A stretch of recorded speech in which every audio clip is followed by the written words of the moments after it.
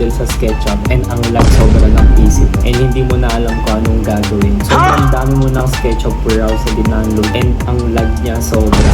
Kahit kaya naman siya ng PC mo, kahit ang ganda rin ng PC mo sobra, pero ang lag niya pa rin. So in this video, tuturuan kita kung paano natin mapapabilisin yung pag-model sa SketchUp and makapag-drawing ka ng maayos. So stay tuned guys. Okay, first things first, offing profiles.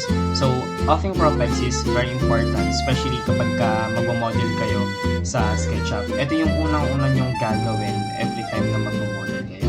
Okay, so as you can see, sobrang lag niya sa model space natin. So, dahil sa sobrang daming lines.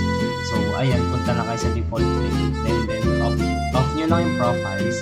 And that's it. As you can see, na wala yung mga mabibigat na lines. Ayun yung work niya para madali ka makapag-model sa SketchUp mo. And mas mapapabilis yung workflow mo. Next, shaded and texture. Same lang din, punta lang kayo sa default tray. So, it has two kinds of style na pwede nyong pagpilian. It's either shaded and also yung shaded and texture. Para makita nyo rin yung texture ng model space mo. And that's it. And next naman is yung Lastly, hiding component. Game changer to. Alam nyo, yung feeling na habang lumalaki yung project, parang ang dami nang nakakalat sa screen. Ang gulo, ang hirap mag-focus. Tapos minsan na-stress ka kasi hindi mo makita yung mga part na kailangan mo lang ayusin diba? So, ang gagawin mo, simple lang. I-group mo yung mga parts na tapos na.